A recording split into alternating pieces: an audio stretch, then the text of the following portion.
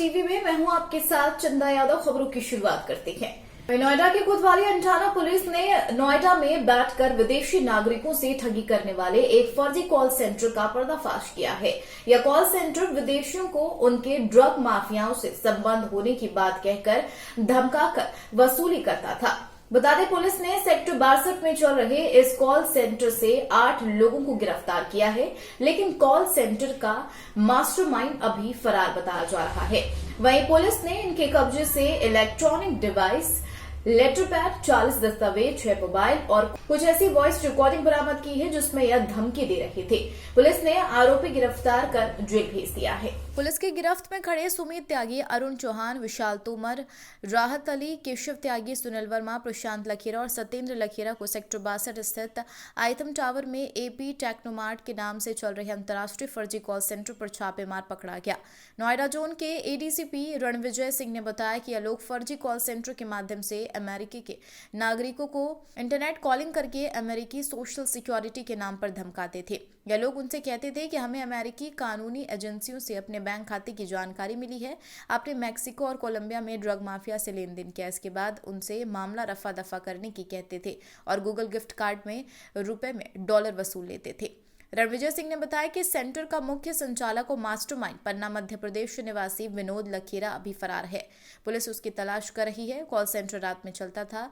उनके निशाने पर खास तौर पर अमेरिका में रहने वाले भारतीय मूल के नागरिक होते थे। गिरोह का सरगना अमेरिका के वेंडरों से जुड़ा था। वेंडर डार्क वेब की अमेरिका के नागरिकों का डाटा प्राप्त करते थे। इसके लिए यह लोग टोल फ्री नंबर का इस्तेमाल करते थे। इनकी एक दिन की कमाई लगभग 3 से 4 डॉलर थी, जो भारतीय मुद्रा का लगभग 2.5 से 3 लाख रुपए होता है। 8 आरोपी हर दिन अलग अलग 50 लोगों से बातचीत करते थे। प्रत्येक व्यक्ति करीब 100 डॉलर मांगे जाते थे, जो आसानी से मिल जाते थे। आरोपी डरा धमकाकर अब तक विदेशी लोगों से 7 करोड़ से अधिक ठगी कर चुकी है। पुलिस ने आरोपियों से इलेक्ट्रॉनिक्स डिवाइस, 99 लेटर पैड, 41 दस्तावेज और 6 मोबाइल बरामद किए हैं। सही क्वेश्चन किया आपने। पहले भी हम लोगों ने इस तरह के कॉल सेंटर्स जहाँ पे पकड़े थे, जहाँ जिस जगह से फ्रॉड होता था, वहाँ के लोगों को हम लोगों ने नोटिस जारी करके पूछा था और उन लोगों में हम लोग, हालांकि वो भी हमारी जाँच अभी चली रही है, जहाँ भी इस तरह के फ्रॉड गैंग्स काम करते हैं वैसे ऑफिस के ऑनर से हम लोग बात करते हैं, उनसे पूछते हैं कि भाई इनका क्रेडेंशियल्स कैसे आपने वेरीफाई किया। उनके सारे कागज मंगाए गए हैं, हम देखेंगे कि क्या उनका वेरिफिकेशन किया गया था और वेरिफिकेशन के बाद अगर विदाउट वेरिफिकेशन अगर उनको दिया गया था तो हम उनको भी उनके खिलाफ भी वैधानिक कार्रवाई। अपना नाम, कोई अपना नाम जिम, कोई जॉनसन, कोई अपना नाम चेंज करके एज इफ ये लोग अमेरिकन सिटीजन हैं और उसी हिसाब से ये फ्रॉड करते थे। Laptop, printer, headphones, routers, hard disk की सारी चीज़ें यहाँ से मिली हैं और मोबाइल्स मिले हैं। डॉक्यूमेंट्स जो है हमारे हैं वो बहुत इंपॉर्टेंट है। कुछ चैट्स वगैरह हैं, चैट्स वगैरह भी इनके हमारे पास मिले हैं। सर, ये फ्रॉड का धंधा कितने दिनों से ये बेसिकली अभी तो हम लोग को इन लोगों ने बताया कि कम से कम 1 आध साल से ये लोग काम कर रहे हैं। हमारे एरियाज में लगभग 8-9 महीने से ये लोग एक्टिव थे और उसमें जनरली ये कोई आईथियम टावर यहाँ पे है, वहीं पे ये 62 सेक्टर में वहीं पे ये लोग इस तरह का ऑफिस खोल के काम कर रहे थे। बेसिकली इनके खिलाफ हम लोगों ने मुकदमा पंजीकृत किया है। ये रेड आज मॉर्निंग में ही कंडक्ट हुई थी और सभी को हम लोग जेल भेजे। नोएडा में ऑनलाइन ठगी करते थे, किसी और जगह पे करते थे? देखिए, नोएडा में ऑनलाइन ठगी नहीं करते थे। मैंने आपको शायद उसको ये ऑफिस था, यहाँ था, लेकिन इनके जो टारगेट थे वो सारे यूएस के लोग थे। देखिए, ये पर डे इनका जो एक ट्रांजेक्शन था वो लगभग 4,000 से 5,000 डॉलर का था।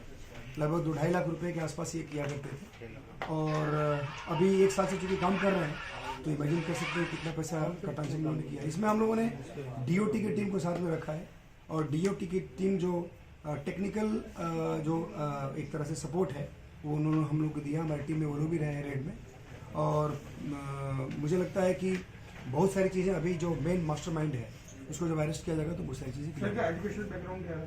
सभी कोई ग्रेजुएट है, कोई 10+2 पास किया हुआ है और कोई एक आध उसमें MBA भी किए हुए हैं और ये लोग उनके लिए काम कर रहे थे। इस पूरे कंपनी को जिस कंपनी के नाम से इसको चलाया जा रहा था उसका नाम एपी टेक्नोमार्ट लिमिटेड है।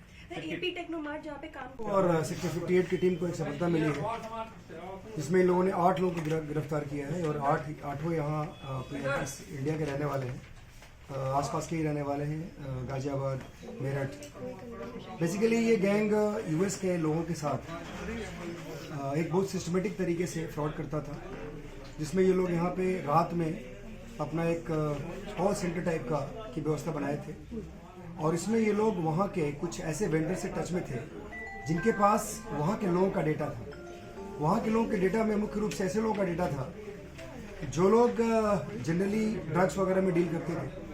उन लोगों को ये लोग कॉल करके और थ्रेटन करते थे कि यूएस एजेंसीज के माध्यम से आपका डेटा और ट्रांजेक्शन हमें पता चल गया है, और फिर उनको धमका करके उनसे कुछ गिफ्ट लेते थे और उसको एक पर्टिकुलर साइट के माध्यम से अपने इंडियन करेंसी में ट्रांसफ़र करा करके और उसको अपने यहाँ मंगाते थे।